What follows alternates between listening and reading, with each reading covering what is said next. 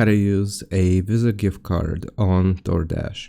You want to open up the Doordash app, and once we have the app open, we will click on Me in the bottom right corner.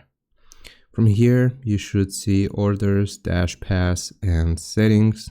Click on Settings, and then we have to choose the second option for Payment.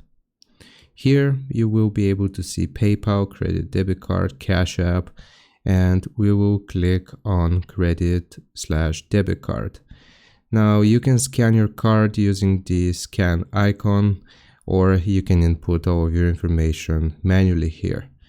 If for some reason it doesn't work, what you can do is go back and then choose Redeem Gift Card.